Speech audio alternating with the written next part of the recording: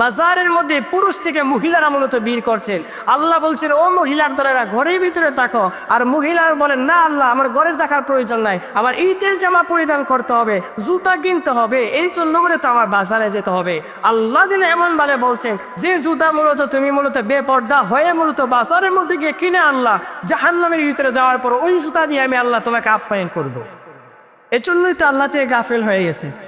এই জন্যই তো মূলত আমরা এমন ভালো হয়ে গেলাম, স্বামীর কাছ থেকে মূলত জোর জবরদস্ত করে হলো ঈদের দিনে আমার নতুন মূলত কাপড় পরিধান করতে হবে। কে তোমাকে বলেছে মুসলমানের সন্তান যে নতুন জামা তোমাকে ঈদের দিন মূলত পরিধান করতে হবে? অথচ ইসলাম বলেছে এমন ভাবে ঈদের দিন নতুন জামা নয়, বরং সুন্দর কাপড় পরিধান করে ঈদগাহের মধ্যে যাওয়ার জন্য। অথচ আমি আর আপনি মূলত কোন দাজ্জালের অনুসরণ করছি? স্বামীর উপরে জুলুম করে হলেও, বাপের উপরে জুলুম করে হলেও নতুন জামা মূলত আমরা পরিধান করার জন্য ব্যস্ত হয়ে গেলাম। আশ্চর্য বিষয় হয়ে যায়, বাজারের মধ্যে যাওয়া যায় না। রাত্রিবেলা 8টার পরে আমরা যাই, বা 9টার পরে আমরা যাই, তারাবি নামাজের পরে যাই। একদিন গিয়ে দেখি বাজারের মধ্যে মহিলা অভাব নাই। তারাবি নামাজ পড়ার পরে গেছিলাম, ভাবছিলাম বাজার করে আনবো, কখনো গিয়ে দেখি মহিলাদের ভরপুর। মাশাআল্লাহ, তার মানে হচ্ছে যে নারী রাত 9টা বাজে বেপর্দা অবস্থায় মার্কেটের মধ্যে চলতে পারে, সেই স্বামী না, সে মূলত এই সমাজের গতি। তাকে রাসূলুল্লাহ সাল্লাল্লাহু আলাইহি সাল্লাম বলেছেন, তুই দায়ুস। মনে রাখবে, যে স্বামী তার স্ত্রীকে মূলত কন্ট্রোলে রাখতে পারবে না, ওই স্বামী যদি তার স্ত্রীকে মূলত বেপর্দা রাত 9টা বাজে মার্কেটে যাওয়ার জন্য আদেশ করে, ওই রাত 9টা বাজে তার স্ত্রীকে ছেড়ে দিয়ে মার্কেটে যাওয়ার জন্য, মনে রাখবেন স্বামী আপনি হতে পারেন, আপনি পরিশ্রম করতে পারেন, আপনি ইবাদত বন্দেগী করতে পারেন, 5 ওয়াক্তের নামাজ আদায় করতে পারেন, আপনি হজ করতে পারেন, যাকাত আদায় করতে পারেন, আল্লাহর যত নীতিমালা আছে সব মূলত পরিচালনা করতে পারেন। মনে রাখবেন রাসূলুল্লাহ সাল্লাল্লাহু আলাইহি সাল্লাম আপনাকে বলেছেন আপনি দায়ুস। আর এই দায়ুস হওয়ার কারণে নবী সাল্লাল্লাহু আলাইহি সাল্লাম বলেন, আপনার জন্য জান্নাত হারাম করে দেওয়া হয়েছে, আপনার জন্য জাহান্নাম ওয়াজিব করে দিয়েছে। রসুল বললেন, শোনো নারীর দলেরা বাজারের মধ্যে ছিল না, বাজারের মধ্যে ছিল না। আল্লাহ রাব্বুল আলামিন কোরআন কারীমের মধ্যে বলেছেন, ওয়াকারনা ফি বুয়ুতিকুন্না ওয়ালা তাবাররুজনা তাবাররুজাল জাহিলিয়াতিল উলা। ও নারীর দলেরা শোনো, আল্লাহ নবী সাল্লাল্লাহু আলাইহি সাল্লামকে কোরআনে আল্লাহ বলছেন, ও নবী আমার দুনিয়ার মানুষদেরকে জানিয়ে দেন, আইএমএ জাহিলিয়াতের যুগে নারীদের মতন যেন তারা ঘরের বাহির যেন না চলে। দিবানিশি মূলত আমার নারীর দলে এখন ঘর থেকে ঘরের বাহিরে চলে যায়। মনে রাখবেন, কিয়ামতের পূর্বে যে হচ্ছে এটা, নারী আল্লাহর বিধান পরিচালনা করবে না, নারী তাদের পর্দার বিধান বাস্তবায়ন করবে না, নারী তার নিজের সত্য মূলত বিলিয়ে দেবে। এটি হচ্ছে কিয়ামতের আলামত। এই জন্য আমার মনে হয় রাত 9টা বাজে যখন আমি মার্কেটের মধ্যে যাই, বাজারের মধ্যে আমরা যাই, 9টা বাজে যখন আমরা যাই, তারাবি নামাজ পড়ার মধ্যে যখন আমরা যাই, তখন আমার বাজারের মধ্যে দেখি নারী মূলত ভরপুর থাকে। আমার মনে হয় ওই নারীর দলটা বলছে, আল্লাহ তুমি রহমত দিয়ে সাজাইছো, বরকত দিয়ে সাজাইছো, নাজাত দিয়ে যে সাজাইলা, এটা আমার কোনো প্রয়োজন নাই, বরং আমার মার্কেট করতে হইব, তোমার রহমত তোমার কাছে রাখো, বরং আমার মার্কেট মূলত আমার কাছে আপন হয়ে দাঁড়ায়। এই রহমত বরকত নাজাতের মাস, নারীর দলেরা মূলত চোখ খুলে এবং তারা মূলত হাত পাও মূলত খুলে, তারা মূলত বুকরা পরিধান না করে, মাশাআল্লাহ বুকরা পরিধান করলে মুখটা মূলত খুলে রাখে। আবার অনেক মহিলা আছে মূলত তাদের চুলগুলো মূলত বের করে দিয়ে মূলত চলে যায়। মনে রাখবেন, ওই সিঁড়ি নারীদের জন্য রাসূলুল্লাহ সাল্লাল্লাহু আলাইহি ওয়াসাল্লাম বলেন, 500 বছরের পথ মূলত জান্নাত থেকে তার মুখটা মূলত পিছিয়ে রাখা যাওয়া হবে। সেই নারী মূলত জান্নাতে গানও মূলত পাবে না। একেবারে খেয়াল করে দেখেন, নারী যদি তা জান্নাতি জ্ঞান যদি না পায়, তার অবস্থাটা কেমন হয়ে যাবে। মনে রাখবেন, নারী তুমি যদি অল্প ইবাদত বন্দেগী করো, তোমার জন্য নাজাত রয়েছেন। তুমি যদি আখিরাত যদি পেতে চাও, তুমি অল্প আমল করো, এই অল্প আমল যদি আল্লাহর নীতিমালা দিয়ে পরিচালনা হয়, তাহলে তোমার জন্য জান্নাত। মনে রাখবেন, যে স্বামীর দয়েরা রমাদান মাসে রোজা আদায় করার পরেও, তারাবি নামাজ আদায় করার পরেও, দান সজ্জা করার পরেও আপনার স্ত্রীকে মূলত বেপর্দার মধ্যে দিয়েছেন, মনে রাখবেন আপনি যতই ইবাদত করতে পারেন, আপনার আমল নামার ভিতরে আল্লাহ রাব্বুল আলামিন একটা সার্টিফিকেট লাগাই দিবেন। সেই সার্টিফিকেট হচ্ছে দায়ুস। আর দায়ুস কখনো রবি বলেন জান্নাতে যাবে না। বেপর্দা নারী, নারী আল্লাহ তোমাকে দিয়েছিলেন রহমতের মাস, বরকতের মাস দিয়েছিলেন। তুমি আল্লাহর কাছে বলতো, তুমি বললা না রহমত বরকত আমার প্রয়োজন নাই। আলহামদুলিল্লাহ ওয়া কাফা ওয়া সালামুন ইবাদিহিল্লাযীনা ইসতাফা, আম্মা বা'দ, ফাআউযু বিল্লাহি মিনাশ শাইতানির রাজীম, বিসমিল্লাহির রহমানির রহিম। يا أيها الذين آمنوا كتب عليكم الصيام كما كتب على الذين من قبلكم لعلكم تتقون. صدق الله المولانا العظيم وصدق رسوله النبي الكريم ونحن على ذلك من الشاكرين والشاهدين والحمد لله رب العالمين. الحمد لله. আল্লাহ সুবহানাহু ওয়া তাআলাকে আমরা শুকর আদায় করি যে রব্বুল আলামিন আমাদেরকে কোরআন এবং সুন্নাতে কিছু কথা বলা এবং শোনার তৌফিক এনে করেছেন। এই জন্য অন্তর থেকে হৃদয় মাখা কণ্ঠে রব্বুল আলামিনের নিয়ামতের শুকর আদায় করি আলহামদুলিল্লাহ। মহাগ্রন্থ আল কোরআন কারীম থেকে একটি আয়াত তেলাওয়াত করেছি। এই আয়াতকে সামনে রেখে আল্লাহ সুবহানাহু ওয়া তাআলা যদি তৌফিক দান করে তাহলে আমরা কিছু কথা বলবো, আমরা তৌফিকই ইল্লা বিল্লাহ। আজ আমরা যে বিষয় নিয়ে মূলত আলোচনা করবো সে আলোচনার টপিক হচ্ছে এই রমাদান মাস আল্লাহ সুবহানাহু ওয়া তাআলা আমাদের উপরে দিয়েছেন, কি জন্য আল্লাহ আমাদেরকে দিয়েছিলেন, আর আমরা মূলত কিভাবে মূলত আমাদের এই রমাদান মাসটাকে মূলত আমরা উদযাপন করেছি সেই বিষয় নিয়ে মূলত আমরা আলোচনা করবো ইনশাআল্লাহ। আল্লাহ আমাদের যে উদ্দেশ্য দিয়েছেন সেই উদ্দেশ্য কি আমরা হাসিল করতে পেরেছি কিনা সেই বিষয় নিয়ে মূলত আমাদের মূল কথা হবে ইনশাআল্লাহ। আল্লাহ সুবহানাহু ওয়া তাআলা বলছেন, ইয়া আইয়ুহাল্লাযীনা আমানু কুতিবা আলাইকুমুস সিয়াম কামা কুতিবা আলাল্লাযীনা মিন ক্বাবলিকুম লাআল্লাকুম তাত্তাকুন। আল্লাহ বলছেন, গোলাম আমি আল্লাহ তোমাদের উপরে রমাদান মাসের রোজাকে ফরজ করে দিয়েছি, তোমাদের পূর্বে যারা ছিল তাদের উপরে আমি আল্লাহ রমাদান মাসের রোজাকে ফরজ করে দিয়েছিলাম লাআল্লাকুম তাত্তাকুন, যেন আমার গোলামরা তাকওয়াবান বান্দার অন্তর্ভুক্ত হতে পারে। আল্লাহ আমাদেরকে রমাদান মাস দিয়েছেন একমাত্র একটা কারণ, যাতে করে আমার বান্দা বান্দিরা যেন, আমার গোলামরা যেন, তারা যেন আল্লাহর নৈকট্য হাসিল করতে পারে, তারা যেন মুমিন বান্দা হতে পারে, তারা যেন তাকওয়াবান বান্দা হতে পারে, তারা যেন আল্লাহকে অধিক পরিমাণ মূলত ভয় করা বান্দার অন্তর্ভুক্ত হতে পারে। এই জন্যই আমি আল্লাহ রাব্বুল আলামিন রমাদান মাসের রোজাকে তাদের উপরে ফরজ করে দিয়েছি। নবী সাল্লাল্লাহু আলাইহি ওয়াসাল্লাম হাদিসের মধ্যে বলেন, মান সামা রমাদান ঈমানান ওয়া ইহতিসাবা গুফিরা লাহু মা তাকাদ্দামা মিন যামবি। আল্লাহ নবী সাল্লাল্লাহু আলাইহি ওয়াসাল্লাম বলেন, উম্মত আমি রাসূল সাল্লাল্লাহু আলাইহি ওয়াসাল্লাম তোমাদেরকে বললাম, তোমরা যদি দুইটা গুণ যদি তোমরা তৈরি করে নিতে পারো, তোমার 50 বছরের গুনাহ আল্লাহ মাফ করে দিবেন, তোমার 60 বছরের গুনাহ আল্লাহ মাফ করে দিবেন, তোমার 40 বছরের গুনাহ আল্লাহ মাফ করে দিবেন। সেই দুইটা গুণ কি? এক, নবী সাল্লাল্লাহু আলাইহি ওয়াসাল্লাম বলেন, ঈমান যদি তোমার ঠিকঠাক থাকে, তোমার ঈমান যদি আল্লাহর নীতিমালার উপরে যদি থাকে, আর রাসূল বলেন তোমরা যদি সওয়াবের উদ্দেশ্য যদি রমাদান মাসে রোজা আদায় করো, উম্মত আল্লাহ নবী সাল্লাল্লাহু আলাইহি ওয়াসাল্লাম বলেন তোমার যত পিছনের গুনাহগুলো আছে সব গুনাহ মাফ করে দেওয়া হবে। এজন্য আল্লাহ বলছেন, বান্দা শুনে রাখো, আমি আল্লাহ তোমার জন্য রহমত বরকত নাজাত দিয়ে আমি আল্লাহ এই রমাদান মাস সাজাইলাম। আল্লাহ যেন এমনভাবে বলছেন, গোলাম আমি আল্লাহ তোমার জন্য সেহরির মুহূর্ত রাখলাম, আমি আল্লাহ ইফতারের আগ মুহূর্ত রাখলাম। ইফতারের দিন তুমি যখন ইফতার করবা, সারাদিন যখন তুমি তোমার দুনিয়াবি কাজকর্ম করে আল্লাহকে তুমি রাজি খুশির জন্য আল্লাহর নীতিমালার উপরে তোমার সারাটা দিন পরিচালনা করলা, যখন ইফতারি আগ মুহূর্ত সময় হয়ে যায়, তোমার ইফতারিগুলোকে সামনে যখন রাখা হয়, আল্লাহ রাব্বুল আলামিন ফেরেশতাদের সাথে বলেন, ও আমার ফেরেশতারা শুনো, আমার বান্দারা মূলত এখন খাচ্ছে না কেন? তার দেও খাবার সামনে, তারা কি জন্য মূলত খাচ্ছে না? ফেরেশতারা এমন বলে, আল্লাহ আপনার বান্দা বান্দিরা মূলত আপনাকে ভয় করে, আপনার নীতিমালার উপরে অটল থাকার কারণে, আপনাকে পাওয়ার জন্য, আপনার রাজি খুশির জন্য, আপনার জান্নাত পাওয়ার জন্য, আপনার রায়্যান নামক জান্নাত পাওয়ার জন্য আপনার বান্দা বান্দিরা মূলত এখনো মূলত খাচ্ছে না। আল্লাহ রাব্বুল আলামিন বলেন, আমার বান্দা সারাটা দিন মূলত খাচ্ছে না, আমার বান্দা বান্দিরা আমি আল্লাহর নীতিমালার উপরে দিয়ে সারাটা দিন পরিচালনা করছে। যা ফেরেশতারা যা, আমি আল্লাহ রাব্বুল আলামিন আমার বান্দার যত গুনাহগুলো আছে সব গুনাহ আমি আল্লাহ মাফ করে দিলাম। আল্লাহ এমন বলছেন, বান্দা সারাটা দিন যে আমি আল্লাহর নীতিমালার উপরে পরিচালনা করেছিলাম, আমি আল্লাহ তোমার অতীতে যত গুনাহ আছে সব গুনাহ মাফ করে দিলাম। সাথে সাথে আমি আল্লাহ তোমাকে ঘোষণা দিলাম, লাআল্লাকুম তাত্তাকুন, বান্দার অন্তর্ভুক্ত আমি আল্লাহ তোমাকে বানিয়ে দিলাম।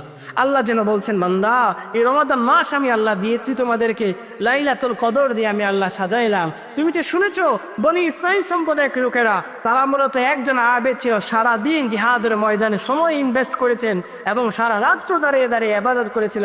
আমার বান্দা বান্দি তো দুনিয়ার লোভ লালসায় পড়ে গিয়েছিলেন।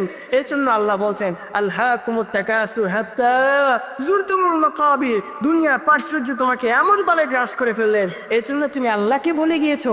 আল্লাহ বলছেন, বান্দা সমস্যা নাই, আমি আল্লাহ একটা দিন তোমাকে দিলাম, এই দিনটা যদি তোমার ঠিকঠাক থাকে, তোমার ঈমান আমান, তাহলে এই একদিন তুমি মূলত আমি আল্লাহর কাছে বলবা, আমি আল্লাহ এই একদিনের কারণে তোমার অতীতে যত গুনাহ আছে সব মাফ করে দিয়ে 1000 মাস ইবাদত করার সওয়াব আমি আল্লাহ তোমার আমল নামায় দান করলাম।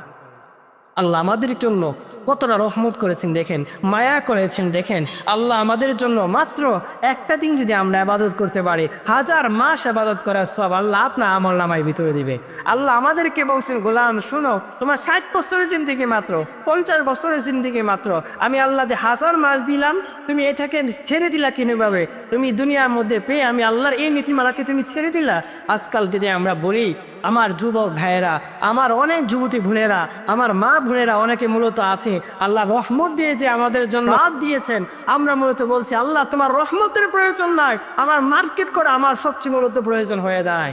কে তোমাকে বলেছে আমার নারী দলেরা শুনো, কে তোমাকে মূলত বলেছে ঈদের যে নতুন কাপড় পরিধান করতে হবে? তুমি তোমার স্বামীর উপরে জুলুম করে, তোমার বাবার উপরে জুলুম করে মূলত তোমাকে কে বলেছে ঈদের দিন মূলত সুন্দর কাপড় পরিধান করার জন্য? আল্লাহ রাব্বুল আলামিন বলছে, গোলাম শুনো, আমি আল্লাহ রাব্বুল আলামিন তোমার জন্য লাআল্লাকুম তাত্তাকুন বান্দার অন্তর্ভুক্ত হওয়ার জন্য আমি আল্লাহ রাব্বুল আলামিন তোমার জন্য সাজাইলাম এই রমাদান মাস। আর তুমি যেন বললা বান্দা আমি আল্লাহ রাব্বুল আলামিনের রহমত বরকত মূলত আমি চাই না, আমি চাই মূলত আমি আমার জীবনটা আল্লাহর নীতিমালা বাদ দিয়ে হলো দুনিয়া লোভ লালসা যেমন বলে দুনিয়া সাজাতে গিয়ে আমার যা প্রয়োজন সবগুলো মূলত আমার তৈরি করতে হবে। এর জন্য আল্লাহ বলছেন বান্দা শুনো, আমি আল্লাহকে যদি পেতে চাও আমি আল্লাহ রহমত দিয়ে সাজাইলাম এই রমাদান মাস, আমি আল্লাহ মাগফিরাত দিয়ে সাজাইলাম এই রমাদান মাস, আমি আল্লাহ লাইলাতুল কদর দিয়ে আমি আল্লাহ সাজাইলাম এই রমাদান মাস, যাতে করে আমার হারানো গোলাম যেন আমি আল্লাহর কাছে মূলত ফিরে আসতে পারে। রব্বুল আলামিন বলছেন বান্দা হারানো গোলাম ফিরে আসার জন্য এই রমাদান মাস দিয়েছি, তুমি আসো আমি আল্লাহর কাছে, তুমি অতীতে যত গুনাহ করে ফেললা আসো আমি আল্লাহর কাছে, আমি আল্লাহ তোমাকে মাফ করে দিলাম। তুমি 60 বছরের জিন্দেগি আমি আল্লাহকে ভুলে গিয়েছিলা, তুমি দুনিয়া পেতে গিয়ে দুনিয়া লুভ লালসার জন্য অবৈধ খাতে মূলত তুমি টাকা উপার্জন করতে গিয়ে তুমি তোমার জীবন মূলত পরিচালনা করে ফেললা। সমস্যা নাই বান্দা, আমি আল্লাহ তো তোমার প্রতি রহম করি, তোমার প্রতি দয়া করি, মায়া করি, এই জন্যই তো আমি আল্লাহ রাব্বুল আলামিন তোমার জন্য রহমত দিয়ে সাজাইলাম এই রমাদান মাস। আল্লাহ বলছেন গোলাম এই একটা মাস তুমি ইবাদত করো, এই 29টা দিন ইবাদত বন্ধ করো, শুধু তোমার কাছে একটা মাস চাইলাম, এই 29টা দিন আমি আল্লাহ তোমার কাছে চাইলাম, এই 29 দিন এই 29 দিন আর এই যদি 30 দিন মূলত তুমি ইবাদত করতে পারো, যাহ বান্দা আমি আল্লাহ তোকে মুমিনে খাতারে দিলাম। আল্লাহ আমার কাছে মাত্র চাইছেন 30 দিন, তুমি সারাটা দিন মূলত ইবাদত বন্দি করো না, আমি আল্লাহ চাচ্ছি তোমার কাছে স্পেশালভাবে চাচ্ছি আমি আল্লাহ এই 29টা দিন 30টা দিন আমি আল্লাহ চাইলাম যাতে করে আমার বান্দাকে আমি আল্লাহ কোন তাত্তাকুন বান্দার অন্তর্ভুক্ত বানাতে পারি। অথচ আজকাল আমরা মূলত এখন বললাম আল্লাহ তোমার আল্লাহ কোন তাত্তাকুনের বান্দার অন্তর্ভুক্ত আমরা হতে চাই না, বরং আমার কাছে মূলত হয়ে দাঁড়ায় ঈদের সময়টা আমরা ইনভেস্ট করতে চাই তোমার আনন্দ নয়, বরং আমি আমার নিজের মন গড়া মতো আনন্দ দিয়ে মূলত পরিচালনা করতে চাই। এই জন্যই তো বলেন আমরা দিবানিশি মূলত মার্কেটের মধ্যে আমরা চলাফেরা করলাম, এই জন্যই তো আমরা দিবানিশি মূলত তোমার ইবাদত বন্দেগীর কাছ থেকে মূলত অনেকটা কাফিল হয়ে গেলাম। তুমি সাজাইলা রহমত দিয়ে আর আমি মূলত বললাম যে আমার রহমতে কোনো প্রয়োজন নাই, তুমি রহমত বরকত দিয়ে তুমি নাজাত দিয়ে সাজাইলা আর আমি বললাম আমার বন্ধু বান্ধবদেরকে নিয়ে মূলত আমার দুনিয়াবি কাজকর্ম আমার কাছে খুব মূলত প্রাধান্য, কেননা আমার কাছে মূলত চলে আসছে ঈদের দিন, এই দিন মূলত আমরা আনন্দ পূর্তি করতে হবে।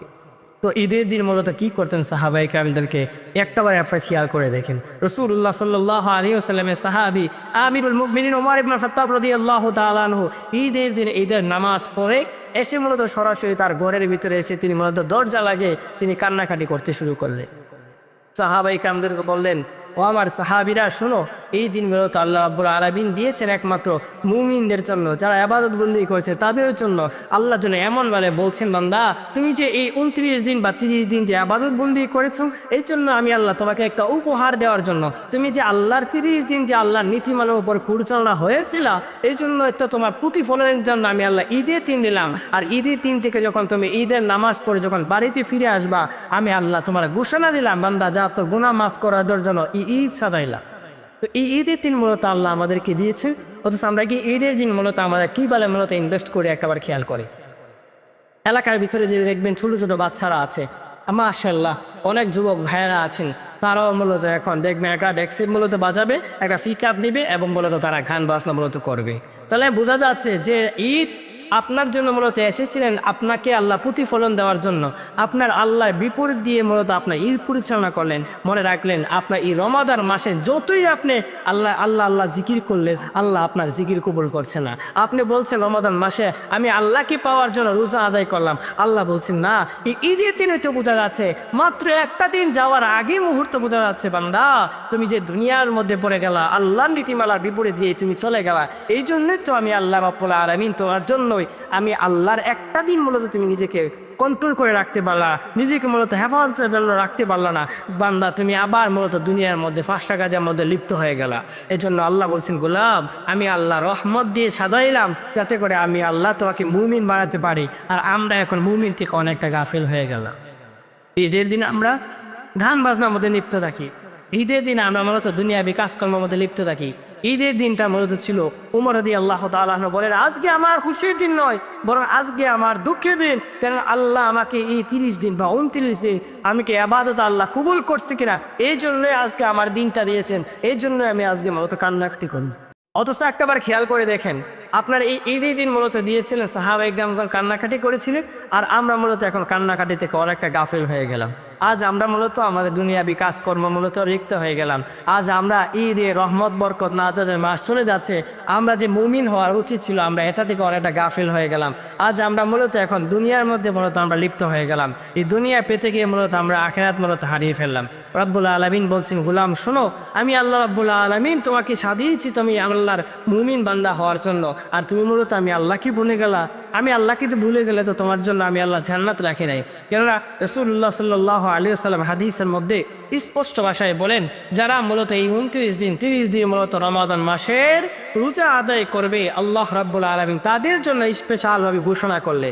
আল্লাহ রাব্বুল আলামিন বলছেন, গোলাম তোমার জন্য আমি আল্লাহ রাব্বুল আলামিন জান্নাত একা রাখলাম, শুধু তাই নয়, বড় একটা জান্নাতের নাম দিলাম রাইয়ান নামক জান্নাত। এই রাইয়ান নামক জান্নাত দিয়ে তোমাকে জান্নাতে প্রবেশ করাবো। অথচ আমরা বলছি যে রাইয়ান নামক জান্নাতে আমাদের যাওয়ার প্রয়োজন নাই। এই প্রয়োজন নাই দেখেই তো দেখবেন এই রমাদান মাসের শেষ সময় আসছে, বাজারের মধ্যে মহিলারা মূলত ভিড় করছেন, বাজারের মধ্যে পুরুষ থেকে মহিলারা মূলত ভিড় করছেন। আল্লাহ বলছেন, ও মহিলার দ্বারা ঘরের ভিতরে থাকো, আর মহিলারা বলেন, না আল্লাহ আমার ঘরের থাকার প্রয়োজন নাই, আমার ঈদের জামা পরিধান করতে হবে, জুতা কিনতে হবে, এই জন্য করে তো আমার বাজারে যেতে হবে। আল্লাহ দিন এমন ভাবে বলছেন যে জুতা মূলত তুমি মূলত বেপর্দা হয়ে মূলত বাজারের মধ্যে গিয়ে কিনে আনলা, জাহান্নামের ভিতরে যাওয়ার পর ওই জুতা দিয়ে আমি আল্লাহ তোমাকে আপ্যায়ন করবো। এর জন্যই তো আল্লাহ থেকে গাফেল হয়ে গেছে। এই জন্যই তো মূলত আমরা এমন ভালো হয়ে গেলাম, স্বামীর কাছ থেকে মূলত জোর জবরদস্ত করে হলো ঈদের দিনে আমার নতুন মূলত কাপড় পরিধান করতে হবে। কে তোমাকে বলেছে মুসলমানের সন্তান যে নতুন জামা তোমাকে ঈদের দিন মূলত পরিধান করতে হবে? অথচ ইসলাম বলেছে এমন ভাবে ঈদের দিন নতুন জামা নয়, বরং সুন্দর কাপড় পরিধান করে ঈদগাহের মধ্যে যাওয়ার জন্য। অথচ আমি আর আপনি মূলত কোন দাজ্জালের অনুসরণ করছি? স্বামীর উপরে জুলুম করে হলেও, বাপের উপরে জুলুম করে হলেও নতুন জামা মূলত আমরা পরিধান করার জন্য ব্যস্ত হয়ে গেলাম। আমার আশ্চর্য বিষয় হয়ে যায়, বাজারের মধ্যে যাওয়া যায় না, রাত্রির বেলা 8টার পরে আমরা যাই বা 9টার পরে আমরা যাই, তারাবি নামাজই তোর করে যাই। একদিন গিয়ে দেখি বাজারের মধ্যে মহিলা অভাব নাই, তারাবি নামাজ পড়ার পরে গেছিলাম, ভাবছিলাম বাজার করে আনবো, কখনো গিয়ে দেখি মহিলাদের ভরপুর, মাশাআল্লাহ। তার মানে হচ্ছে যে নারী রাত 9টা বাজে বেপর্দা অবস্থায় মার্কেটের মধ্যে চলতে পারে, সেই স্বামী না, সে মূলত এই সমাজের ভিতরে বা এই দেশের মধ্যে বা এই যুগের ভিতরে তাকে রাসূলুল্লাহ সাল্লাল্লাহু আলাইহি ওয়াসাল্লাম বলেছেন তুই দায়ুস। মনে রাখবে, যে স্বামী তার স্ত্রীকে মূলত কন্ট্রোলে রাখতে পারবে না, ওই স্বামী যদি তার স্ত্রীকে মূলত বেপর্দা রাত 9টা বাজে মার্কেটে যাওয়ার জন্য আদেশ করে, ওই রাত 9টা বাজে তার স্ত্রীকে ছেড়ে দিয়ে মার্কেটে যাওয়ার জন্য, মনে রাখবেন স্বামী আপনি হতে পারেন, আপনি পরিশ্রম করতে পারেন, আপনি ইবাদত বন্দেগী করতে পারেন, 5 ওয়াক্তের নামাজ আদায় করতে পারেন, আপনি হজ করতে পারেন, যাকাত আদায় করতে পারেন, আল্লাহর যত নীতিমালা আছে সব মূলত পরিচালনা করতে পারেন। মনে রাখবেন রাসূলুল্লাহ সাল্লাল্লাহু আলাইহি সাল্লাম আপনাকে বলেছেন আপনি দায়ুস, আর এই দায়ুস হওয়ার কারণে নবী সাল্লাল্লাহু আলাইহি সাল্লাম বলেন আপনার জন্য জান্নাত হারাম করে দেওয়া হয়েছে, আপনার জন্য জাহান্নাম ওয়াজিব করে দিয়েছে। রসুল বললে শোনো, নারীর দলেরা বাজারের মধ্যে ছিল না, বাজারের মধ্যে ছিল না। আল্লাহ রাব্বুল আলামিন কোরআন কারীমের মধ্যে বলেছেন ওয়াকারনা ফি বুয়ুতিকুন্না ওয়ালা তাবাররুজনা তাবাররুজাল জাহিলিয়াতিল উলা। ও নারীর দলেরা শোনো, আল্লাহ নবী সাল্লাল্লাহু আলাইহি সাল্লামকে কোরআনে আল্লাহ বলছেন, ও নবী আমার দুনিয়ার মানুষদেরকে জানিয়ে দেন আইএমএ জাহিলিয়াতের যুগের নারীদের মতন যেন তারা ঘরের বাহির যেন না চলে। দিবানিশি মূলত আমার নারীর দলের এখন ঘর থেকে ঘরের বাহিরে চলে যায়। মনে রাখবেন কিয়ামতের পূর্বে যে হচ্ছে এটা, নারী আল্লাহর বিধান পরিচালনা করবে না, নারী তাদের পর্দার বিধান বাস্তবায়ন করবে না, নারী তার নিজের সত্যি মূলত বিলিয়ে দেবে, এটি হচ্ছে কিয়ামতের আলামত। এই জন্য আমার মনে হয় রাত 9টা বাজে যখন আমি মার্কেটের মধ্যে যাই, বাজারের মধ্যে আমরা যাই, 9টা বাজে যখন আমরা যাই, তারাবি নামাজ পড়ার মধ্যে যখন আমরা যাই, তখন আমার বাজারের মধ্যে দেখি নারী মূলত ভরপুর থাকে।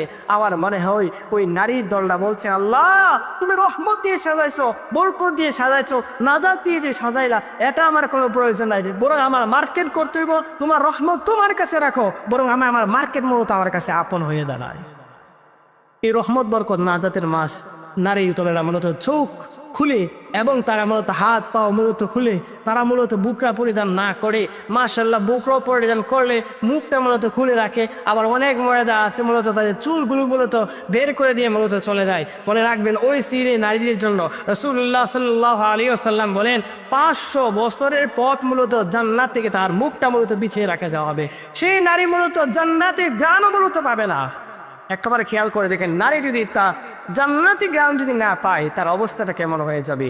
মনে রাখবেন নারী, তুমি যদি অল্প ইবাদত বন্দেগী করো তোমার জন্য নাজাত রয়েছেন। তুমি যদি আখিরাত যদি পেতে চাও তুমি অল্প আমল করো, এই অল্প আমল যদি আল্লাহর নীতিমালা দিয়ে পরিচালনা হয় তাহলে তোমার জন্য জান্নাত। মনে রাখবেন যে স্বামীর দয়েরা রমাদান মাসে রোজা আদায় করার পরেও, তারাবি নামাজ আদায় করার পরেও, দান সজ্জা করার পরেও আপনার স্ত্রীকে মূলত বেপরদার মধ্যে দিয়েছেন, মনে রাখবেন আপনি যতই ইবাদত করতে পারেন আপনার আমল নামার ভিতরে আল্লাহ রাব্বুল আলামিন একটা সার্টিফিকেট লাগাই দিবেন। সেই সার্টিফিকেট হচ্ছে দায়ুস। আর দায়ুস কখনো রবি বলেন জান্নাতে যাবে না। বেপরদা নারী, নারী আল্লাহ তোমাকে দিয়েছিলেন রহমতের মাস, বরকতের মাস দিয়েছিলেন। তুমি আল্লাহর কাছে মূলত তুমি বললা না রহমত বরকত আমার প্রয়োজন নাই। আফসোস, নবী সাল্লাল্লাহু আলাইহি ওয়াসাল্লামের কাছে কিভাবে মূলত তোমার সার্টিফিকেটটা নিবা? রাসূলের কাছে কিভাবে গিয়ে বলবেন ইয়া রাসূলুল্লাহ আমি আপনার উম্মত? আফসোসের বিষয় তো তখন হবে যখন রাসূলুল্লাহ সাল্লাল্লাহু আলাইহি ওয়াসাল্লামের কাছে গিয়ে আপনার সার্টিফিকেটটা মূলত তুলে দেওয়া হবে। ও নবী, আপনি কার জন্য মূলত সুপারিশ করতে আসছেন? আপনার বান্দি, আপনার বান্দা তো বেপরদা চলাফেরা করছিলেন। আপনার বান্দা এবং বান্দি মূলত আপনার নীতিমালা থেকে মূলত আলাদা হয়ে গিয়েছে। আপনার বান্দা এবং বান্দির আমল নামার ভিতরে আছিলেন। আপনি বলেছিলেন, আল্লাহ বলেছিলাম যে নামাজ পড়ো, হজ করো, যাকাত করো, আদায় করো, আল্লাহর নীতিমালার উপরে তোমরা মূলত থাকো। এই রহমতটি সাজিয়েছিলাম যেন তোমরা যেন আল্লাহ কোন বান্দার অন্তর্ভুক্ত হতে পারে। নবী, আপনি কার জন্য মূলত সুপারিশ করবে? আপনার যে বান্দা বান্দি মূলত বেপরদা সময় মূলত উদযাপন করেছেন, ঈদের দিনে মূলত তার ঘোরার নামে মূলত বয়ফ্রেন্ড গার্লফ্রেন্ড নিয়ে মূলত ঘোরার জন্য মূলত বের হয়েছেন, তার আপন ভাই ছাড়া মূলত গয়রা মাহরাম ব্যক্তির সাথে মূলত বের হয়ে গিয়েছেন, চাচাতো ভাইয়ের সাথে মূলত বেপরদা অবস্থায় মূলত বের হয়ে গিয়েছে ঈদের দিন উদযাপন করার জন্য। ও নবী, আপনি কার জন্য মূলত আসলেন? তার জন্য মূলত আপনি সুপারিশ করার জন্য আসলেন। বলে ও নবী, আপনি যে বলেছিলেন আমি আল্লাহ নবী সাল্লাল্লাহু আলাইহি ওয়াসাল্লামের নালত ছিল ওখন যে রমজান মাস পেয়েছে গুনাহ মাফ করতে পারলো না, তার উপরে নালত। ও নবী, আপনার নালতের তত্ত্বাওয়ালা বান্দা বান্দির জন্য আপনি কিভাবে সুপারিশ করেন বলেন? আমি আল্লাহ তাদের জন্য নালত দিয়েছি রমাদান মাস পাওয়ার পরে যারা মাফ করতে পারলো না, যারা গুনাহগুলো মাফ করতে পারলো না, ও নবী আপনি বলেন তাদের জন্য আপনি কিভাবে সুপারিশ করেন? কাল কিয়ামতের কঠিন ময়দানে এমন মালে হয়ে যাবেন, রব্বিস সামাওয়াতি ওয়াল আরদি ওয়া মা বাইনাহুমা রহমানি লা ইয়ামলিকুনা মিনহু ইতাবা ইয়াওমা ইয়াকুমুর রূহু ওয়াল মালাইকাতু সাফফান লা ইয়াতাকাল্লামুনা ইল্লা মান আযিনা লাহুর রহমান ওয়া ক্বালা সাওয়াবা। রহমানের সামনে সবাই ফেরেশতারাও মজুদ দাঁড়াবে, আপনিও দাঁড়াবে, সুদখোর দাঁড়াবে, ঘুষখোর দাঁড়াবে, জিনাখোর দাঁড়াবে, অন্যায় অপরাধ যারা করছেন তারাও দাঁড়াবে, ভাই বোনের হক যারা আত্মসাৎ করছেন তারাও মূলত দাঁড়াবে, জুলুমবাজ নেতাও মূলত দাঁড়াবে। তো তখন আপনার অবস্থাটা কেমন হবে বলেন? আপনার আমল নামার ভিতরে যদি থাকে জুলুমের, সুদখোরের নাম যদি থাকে, ঘুষখোরের নাম যদি থাকে, আপনি আল্লাহর বিধান পালন করছেন না, আল্লাহর নীতিমালার উপরে পালন করছেন না, বেপরদা মূলত জীবনযাপন করেছেন, তো আপনার আমল নামা যখন আপনার হাতে তুলে ধরা হবে তখন তো আপনি বলবেন ওয়াকুলুল কাফিরু ইয়া লাইতানি কুনতু তুরাবা। আফসোস করে বলবেন আল্লাহ আমাকে যদি মানুষ না বানায় পশু পাখি বানাইতা কত না ভালো ছিল। আফসোস করবেন, আফসোস করবেন ভাইয়া, আফসোস করবেন বোন আমার, আফসোস করবেন তখন, কিন্তু আফসোস করলে কাজ হবে না, আফসোস করলে পর কাজ হবে না, আফসোস থেকে যাবে, জাহান্নামের ভিতরে যেতে হবে। নবী বললে জাহান্নামের একটা মুহূর্ত তোমরা সহ্য করতে পারবে না, এই জন্য জাহান্নামে যেন না দিতে হয়, জান্নাতে যেন বান্দার অন্তর্ভুক্ত হতে চায়, তাহলে আমি আল্লাহ তোমার জন্য রহমত দিয়ে সাজাইলাম এই রমাদান মাস, এটা ইবাদত কইরো, আর 2-1 দিন সময় আছে, এই 2-1 দিন সময় তুমি মূলত কাজে লাগাইও, এই 2-1 দিন সময় তুমি কান্নাকাটি করিও। আমি আল্লাহ যে 1000 মাস ইবাদত দিয়ে কাটাইলাম, এই দিনটা মূলত দিলাম, এটা তুমি সময় মূলত কদর কইরো, যেন আমরা মূলত দোকানপাট বাজার দুনিয়া লোভ লালসার মধ্যে লিপ্ত হয়ে যায়। অনেক মুসলমানের সন্তান মাশাআল্লাহ আমিও শুনতে পারি যে অনেক মুসলমানের সন্তান এই যে সবের বরাত যে চলে যাচ্ছে, লাইলাতুল কদর যে চলে গিয়েছে, সবে মেরাজ যে চলে গিয়েছে, তারা মূলত জানে না।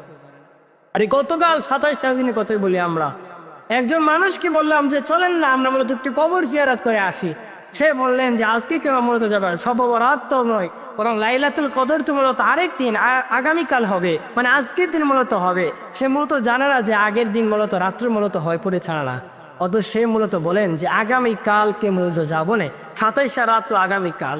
সে মূলত জানে না আজকে দিন যে সে তার মূলত লাইলাতুল কদর মূলত চলে যাচ্ছে।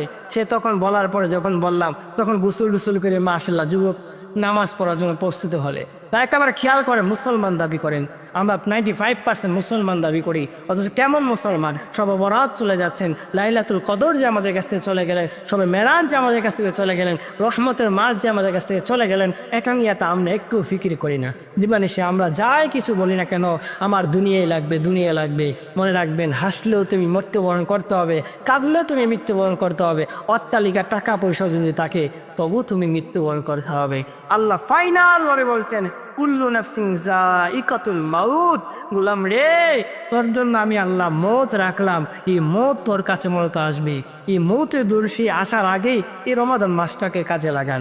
রাসূল সাল্লাল্লাহু আলাইহি সাল্লাম 2 মাস আসার আগ থেকে মূলত দোয়া করতেন, আল্লাহুম্মা বারিক লানা ফি রজব ওয়া শাবান ওয়া বাল্লিগনা রমাদান। নবী সাল্লাল্লাহু আলাইহি সাল্লাম 2 মাস আসার আগ থেকে মূলত বলতেন, আল্লাহ এই রহমত বরকত নাজাতের মাসটাকে আমার কাছে পৌঁছায় দেন না।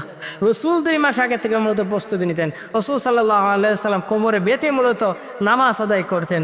অথচ দিবানিশে আমরা এই রহমত বরকত নাজাতের মাস কিভাবে চলে যাচ্ছেন একটাবারও খেয়াল করেন নাই। আসেন আল্লাহ রাব্বুল আলামিনের কাছে আমরা দোয়া করি, আল্লাহ আমাদের অতীত গুনাহগুলো মাফ করে দেন। আমরা বর্তমান যে গুনার মধ্যে আমরা লিপ্ত আছি এই গুনাহ থেকে আমাদেরকে মুক্তি দেন। আল্লাহ আপনি যদি আমাদেরকে জান্নাত দেন, আপনাকে কেউ বলেছে বলবে না। আল্লাহর কাছে গিয়ে সেজদার মধ্যে গিয়ে বলেন না, আল্লাহ আমি আপনার হারানো গোলাম মূলত আপনার কাছে আসলাম, আপনি আমাকে মুক্তি দিয়ে দেন না, আমাকে জান্নাতে বান্দার অন্তর্ভুক্ত বানিয়ে দেন না। আমাকে একটা জান্নাত দিলে তো আপনার কোনো দিতে কমবে না, বরং আমার জন্য ভালো হবে, আপনি একটু দিয়ে দেন না। এমনভাবে একটু বলেন না, একেবারে সেজদার মধ্যে পড়ে আল্লাহর কাছে বলেন, দেখবেন আল্লাহ আপনাকে কবুল করে নেবেন। আল্লাহ রাব্বুল আলামিন আমাদেরকে কবুল করো এবং আমলিওয়ালা বান্দা হিসেবে আল্লাহ রাব্বুল আলামিন কবুল করো। আমিন। আসসালামু আলাইকুম ওয়া রাহমাতুল্লাহি ওয়া বারাকাতুহু।